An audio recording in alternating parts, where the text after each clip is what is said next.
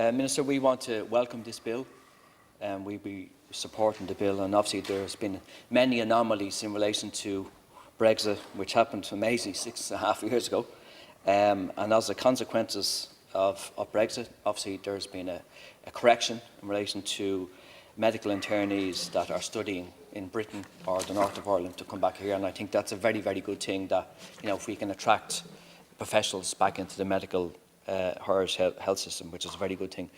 But there's also a kind of a downside to all this, Minister, and probably preach to the converted, but look at, the kind of, I suppose, the downside. And the downside is keeping people in the Irish public health system.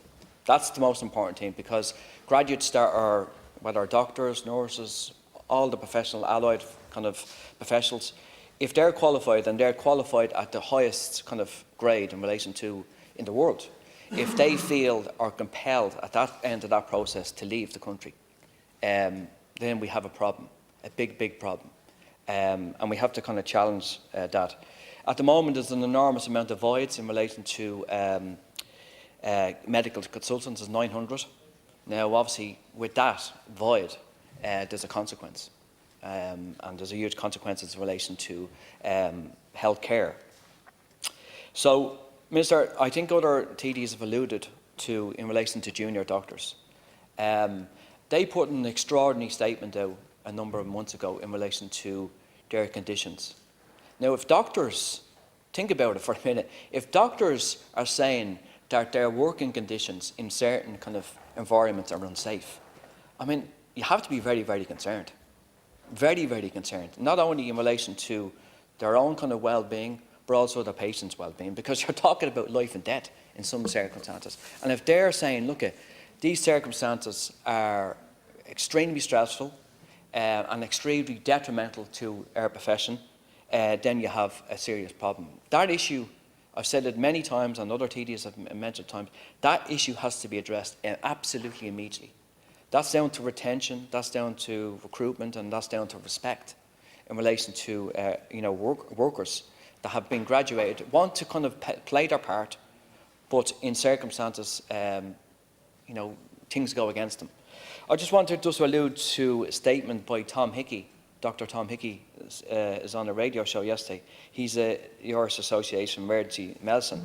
And he painted quite a stark picture in relation to emergency departments this year and beyond. Obviously, the winter plan is coming, but he was obviously stating that we need a plan for the whole year in relation to sudden surges of possibly influenza or COVID and so forth. But obviously, the Irish health system is not conducive to any sudden shocks.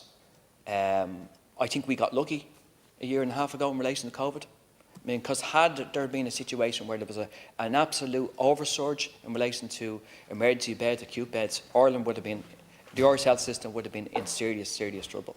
Serious trouble. And we would have been talking about, no, gladly that didn't happen. Gladly it didn't happen. But there is a potential that to happen again.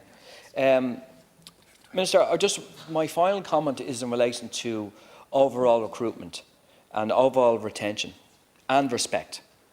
Right? There's a number of factors why people stay in a country, stay in a job, because people are very motivated.